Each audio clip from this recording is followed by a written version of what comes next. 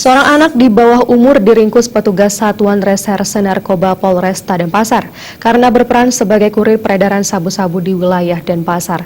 Tersangka yang kini diamankan polisi mengaku mendapatkan sabu dari temannya yang dikenalnya dengan cara dikirim lewat paket.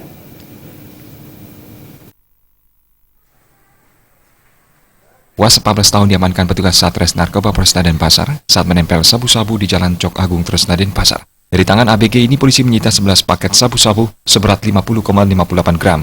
Pengakuan Was, sabu tersebut didapat dari pemiliknya DMS yang tidak diketahui keberadaannya.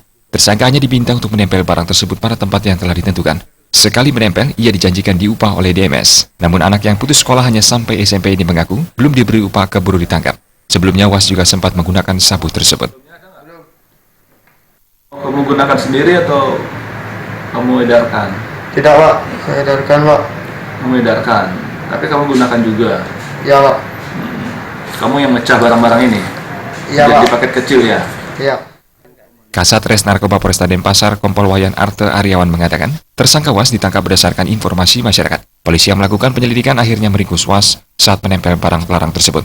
Barang bukti yang didapat dari Was tergolong besar sebagai pemula dalam jaringan peredaran narkoba ini. Meski masih di bawah umur, proses hukum terhadap Was akan tetap dilanjutkan sesuai hukum yang berlaku.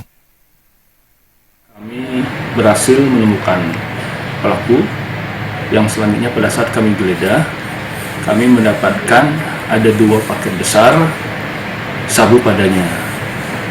Selanjutnya kami melakukan penggeledahan di kos-kosan pelaku. Dan di kos-kosan pelaku juga kami mengamankan ada 9 paket sabu yang sudah dalam kemasan kecil. Kini Was masih menjalani pemeriksaan intensif guna melacak keberadaan bosnya. Raiswanta